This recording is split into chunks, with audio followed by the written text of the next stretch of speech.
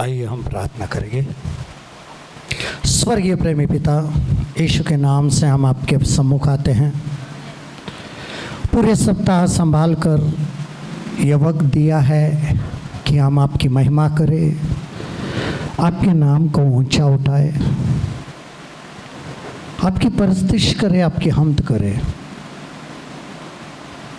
आज तक हमें संभाला है, आगे भी चलाने वाले आप हैं। प्रभु जी, होने दीजिए आपके नाम का जय जयकार।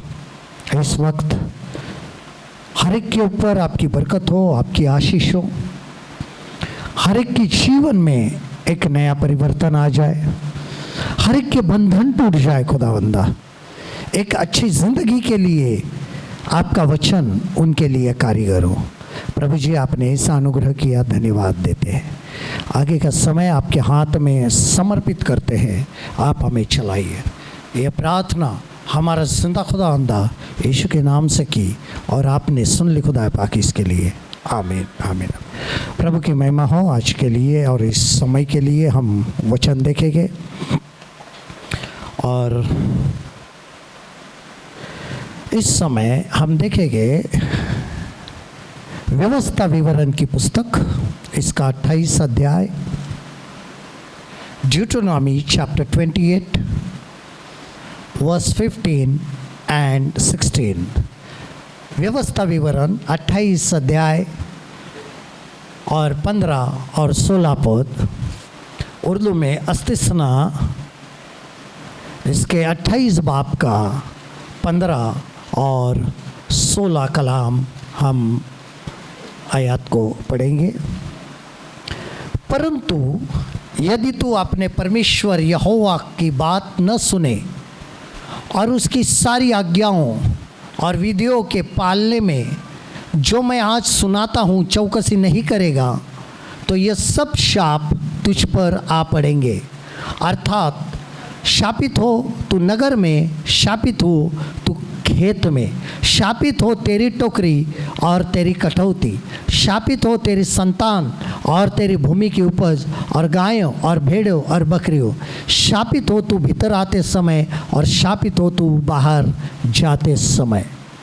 इस्तिस्ना 28 बाब का 15 से 19 आयत। लेकिन अगर तुम ऐसा न करो कि खुदावंद अपने खुदा की बात सुनकर उसके सब अहकाम और आईन पर जो आज के दिन में तुमको देता हूँ एहतियात से अमल करे, तो ये सब लानतें तुम पर नाजिल होंगी और तुमको लगेंगी।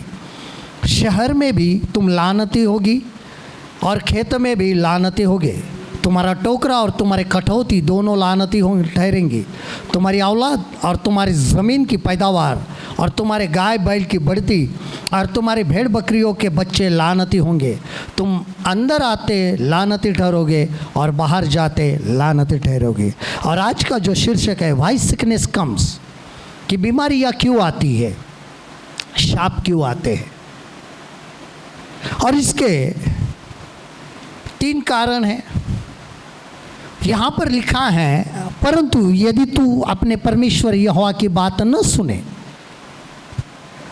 और उसके 3 कारण हैं। सबसे पहले कुचाल और अधर्म के कामों के कारण हम पर क्या आते हैं, शाप आते हैं या बीमारी आ जाती है। देखिए भजन संहिता 107 सम 107, भजन संहिता 107 अध्याय का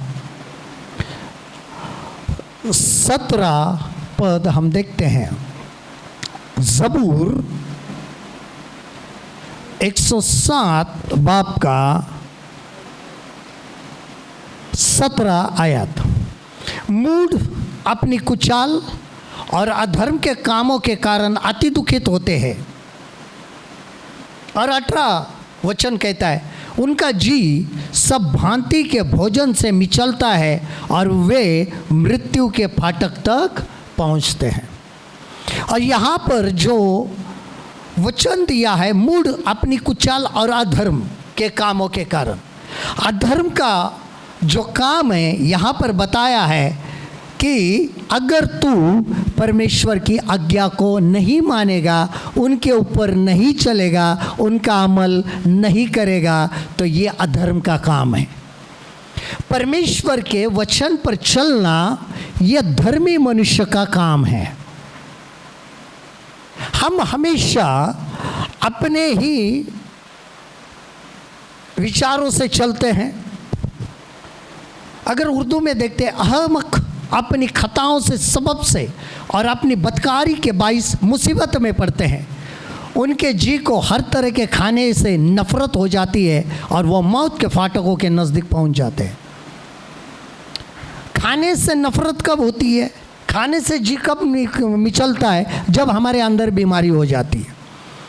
बीमारी के अंदर किसी भी मनुष्य को भूख नहीं लगती है।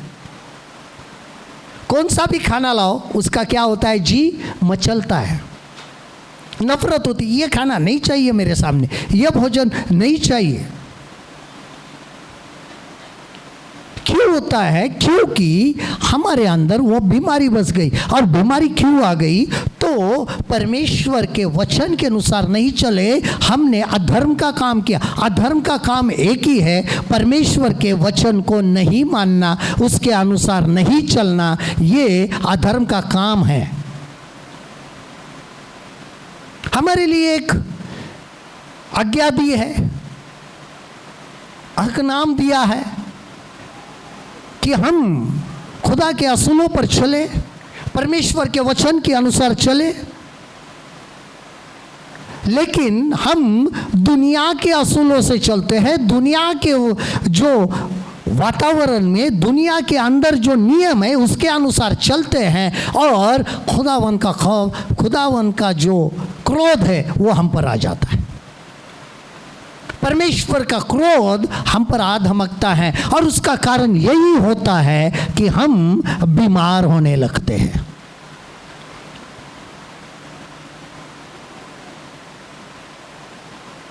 परमेश्वर के द्वारा जो भी चीजें हैं वो अच्छी है।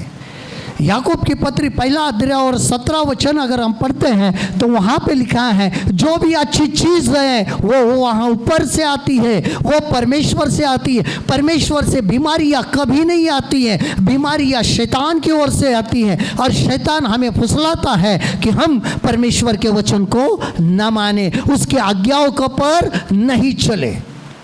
हमारे दिमाग में एक बैठा, नहीं मानना इसको। दुनिया के असूलों पर चलते हैं, और इसका नतीजा ये होता है कि परमेश्वर ने व्यवस्था विवरण में कहा है, अगर तू आज्ञाओं को मानेगा। 28 अध्याय के 1 से 10, 13, 14 वचन तक अगर देखेंगे तो वहाँ पे लिखा है, अगर तू आज्ञाओं को मानेगा तो ये सब आशीषें तेरे पास आएगी। अगर नहीं मानता है तो ये सब लानतें, ये शाप तुझ पर आ गिरेंगे। हम सोचते हैं कि हमने क्या किया, सिर्फ प्रार्थना दुआ करने से कुछ नहीं होता है, सिर्फ वचन पढ़ने से कुछ नहीं होता है, सिर्फ वचन सुनने से कुछ नहीं होता है। तो सुनने के बाद, पढ़ने के बाद उस पर अमल करना, उसके अनुसार चलना, ये बाइबल कहती है।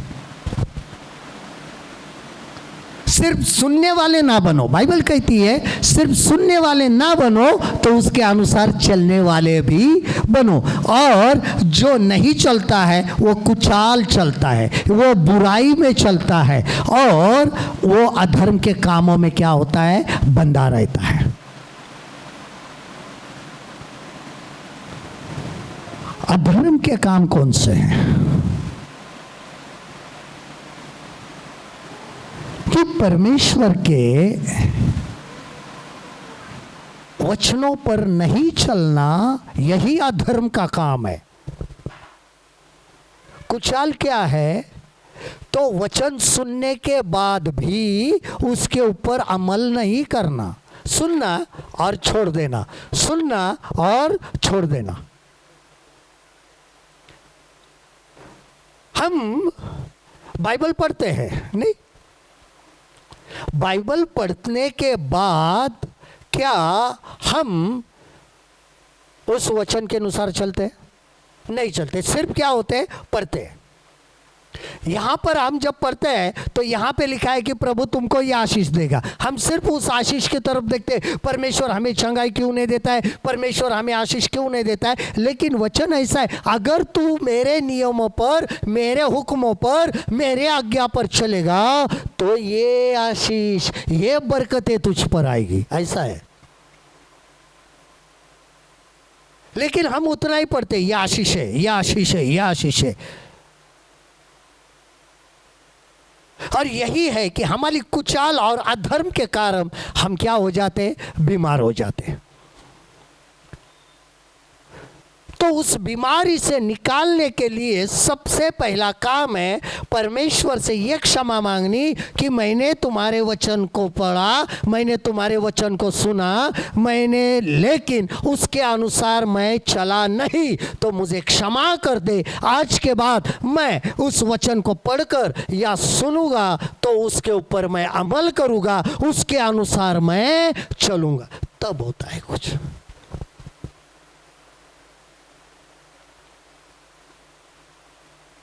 अगर बीमार है, आगे प्रार्थना करो पास्टर जी, हम करेंगे, हमारा काम है, हम करते हैं, लेकिन आपका काम आप पूरा करते हैं? नहीं करते हैं। क्यों नहीं करते हैं?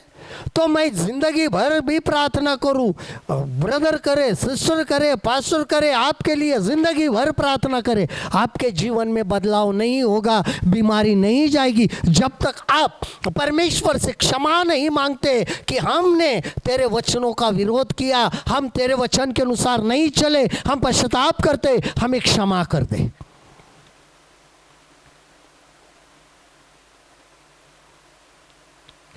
अगर आप व्यवस्था विवरण 15 से आगे पढ़ेंगे, जो बीमारियां हैं ना वो अगर पढ़ेंगे तो आज की जो बीमारियां हैं जो फैल रही हैं, चाहे उसके अंदर HIV हो, एड्स हो, कुछ भी हो, वो सब बीमारियां उसके अंदर लिखी है। कितने साल पहले? 3500 साल पहले जो आज बीमारियां दिखाई देती है। क्यों दिखाई देती है? क्योंकि लोगों ने वचन को मानना छोड़ दिया, कुचाल में बने रहे।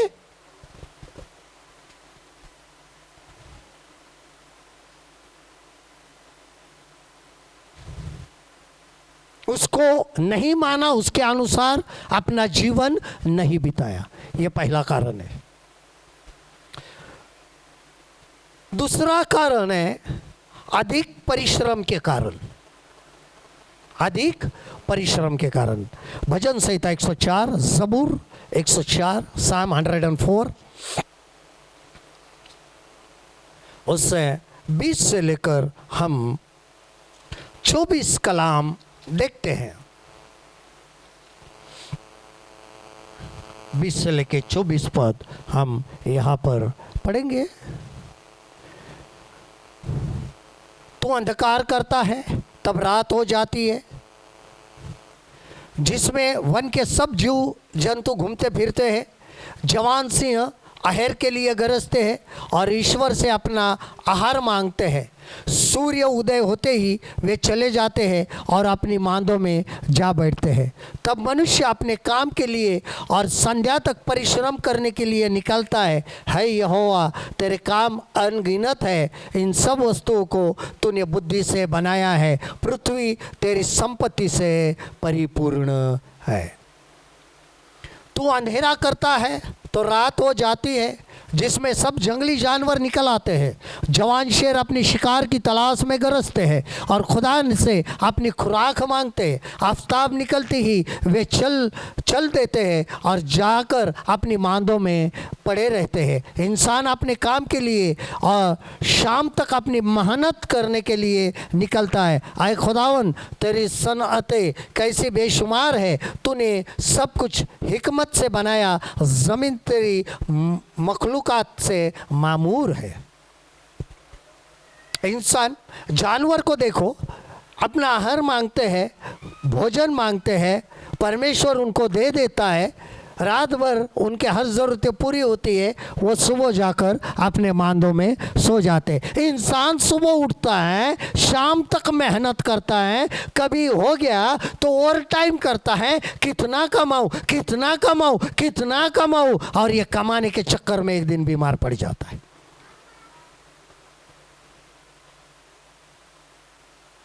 लेकिन इतना कमाकर हासिल कुछ नहीं होता है। क्यों नहीं होता है? क्योंकि हमने 28 अध्याय व्यवस्था विवरण में पढ़ा है कि तू अगर नहीं मानेगा तो तेरी कटौती जो है वो शापित हो जाएगी। तेरी आय, तेरी इनकम क्या हो जाएगी? शापित हो जाएगी। फिर इंसान, अरे नहीं होता है, नहीं मुझे ये होता है, चलो मैं और कमाऊं और कमाऊं और कमाऊं,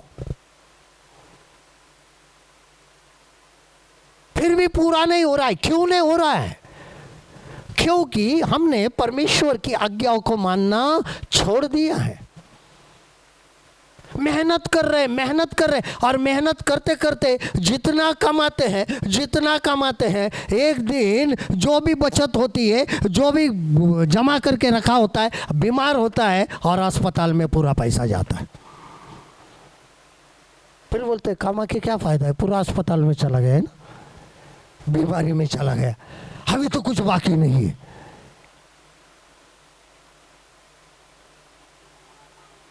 अगर पहले ही परमेश्वर की आज्ञाओं को मानते थे तो वो कहता है कि एक भी बीमारी तेरे नजदीक नहीं आएगी। लेकिन क्यों आती है? आने का मौका कौन देता है? परमेश्वर की इच्छा नहीं है कि हम बीमार हो जाए। शैतान जो चाहता है कि हम बीमार हो जाए और हमारी आशीष निकल जाए और परमेश्वर की आज्ञा को हम तोड़कर परमेश्वर के वचनों से दूर चले जाए और हमारी जो आशीष है वो भी क्या हो जाए? खत्म हो जाए। आदम को जब बनाया, आदम कभी छूटेगा नहीं।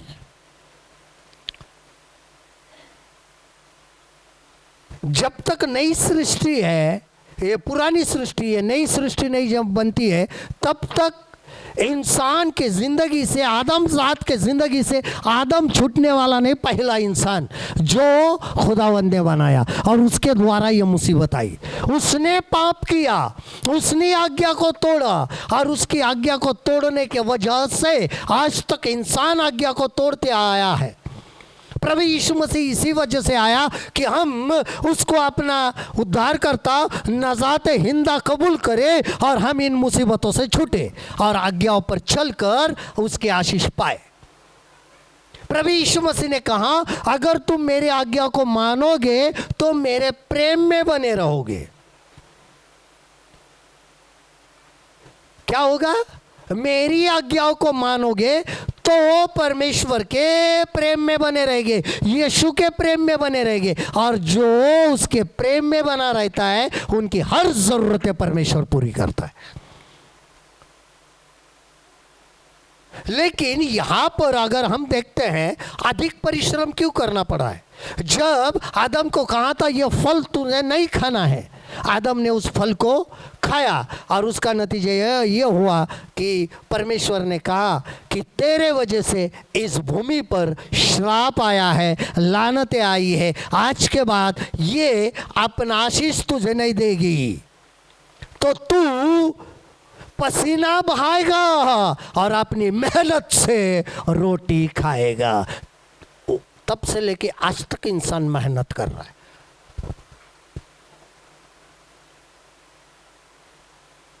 लेकिन जब हम आज्ञाओं को मानते हैं, इन आज्ञाओं पर चलते हैं, इन अहदनामे पर चलते हैं, तो जितना भी हम कमाते हैं, कितना भी क्यों ना हो, परमेश्वर उसके ऊपर आशीष देता है। आजकल इंसान सुबह उठता है, नहीं टाइम है उसका, ये करना है, वो करना है, वो करना है, ये बस पकड़नी, ये ट्रेन पकड़नी, वहाँ जाना है, वहाँ से जाना है, ये दौड़ रहा है, दौड़ते दौड़ते ये हालत में शाम को आके वो बेसुध हो जाता है। यार क्या करूँ, पता नहीं होता है, खाने की सुध नहीं होती है, और एक दिन घूमते भागते दौड़ते बीमार हो जाता है। ये कारण है मेहनत। क्यों मेहनत कर रहा है? कि यहाँ पर लिखा है कि जंगली जानवर भी मांगते हैं और खुदावंद उनको अपना भोजन, अपना खुराक देता है, लेकिन इंसान मांगता है, मिलता नहीं है। इसके लिए नहीं मिलता है, जो दिया है उसके अनुसार हम आशीष में नहीं बने, क्योंकि हम आज्ञा नहीं मानते।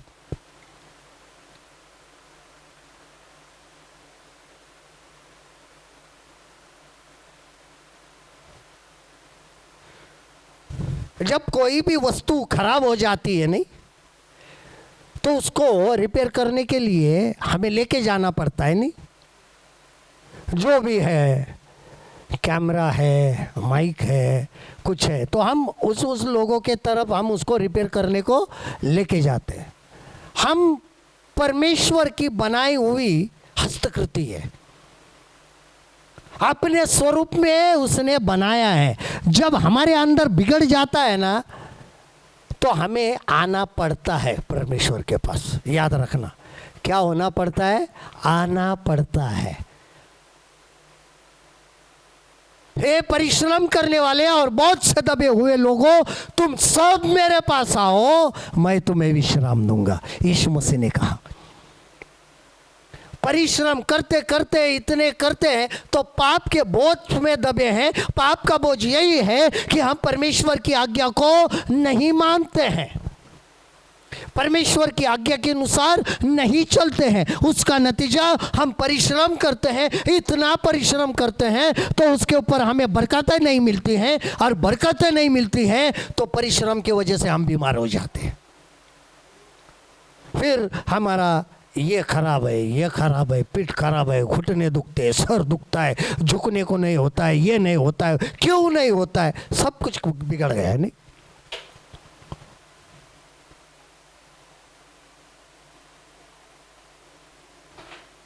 हमारा ध्यान कहाँ है? दुनिया में है, दुनिया की बातों में है, दुनिया की चीजों में है। वो क्या कर रहा है मैं भी करूं क्या? लेकिन परमेश्वर कहता है कि दुष्टता के समान तुम अपने जीवन को मत जियो।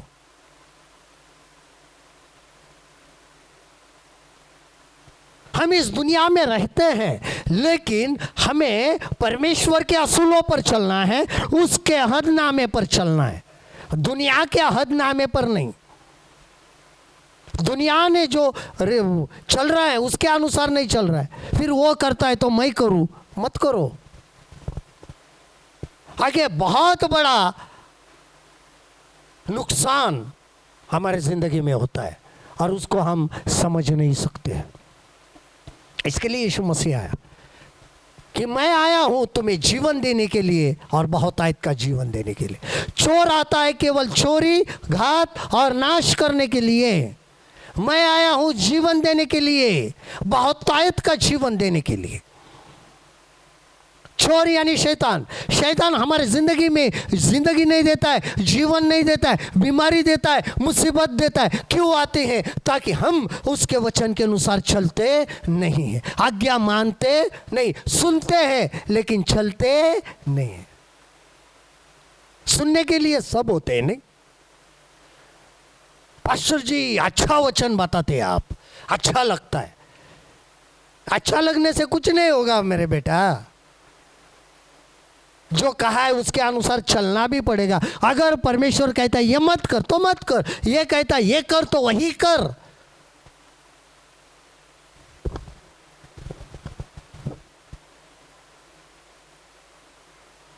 और यही कारण है कि हम मेहनत मजदूरी बहुत अपने ताकत से ज्यादा करते हैं नहीं, अपनी कुवत से ज्यादा करते हैं। और फिर एक दिन हाथ नहीं चल रहा है, पैर नहीं चल रहा है, सर नहीं, दिमाग नहीं काम कर रहा है, खटिया पे पड़े हैं अपना, प्रभु मेरे पास देख ले। प्रभु कहता हूँ देखता हूँ बेटे, हर संडे देखता था, तू चर्च को कभी आया ही नहीं, अब मैं क्यों देखूं तेरे पास? हाँ? अब तू जरा थोड़ा पड़ा रहे, बाद में देखता हूं।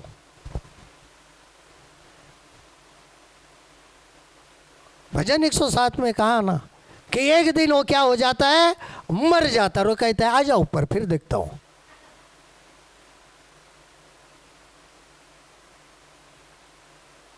हम परमेश्वर से कहते हैं प्रभु मेरी तकलीफ क्यों नहीं देखता है, लेकिन जब प्रभु हमें बुलाते हैं और वो देखते रहता है कि ये वचनों के अनुसार चलता है या नहीं, अपने अहदनामे के ऊपर चलता है या नहीं, जो हुक्म मैंने दिए उसके अनुसार चलता है या नहीं,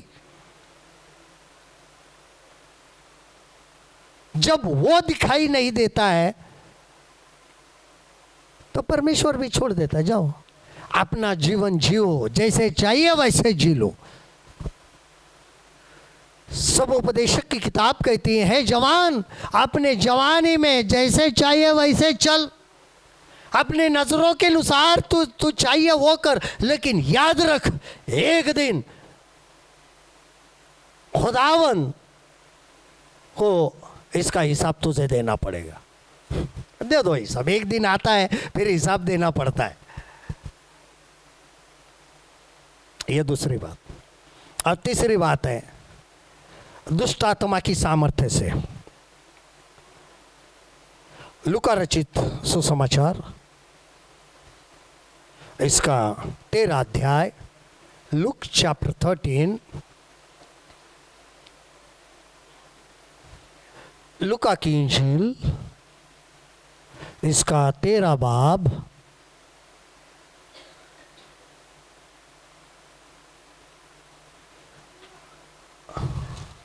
लूका की इंजील 13 बाब 13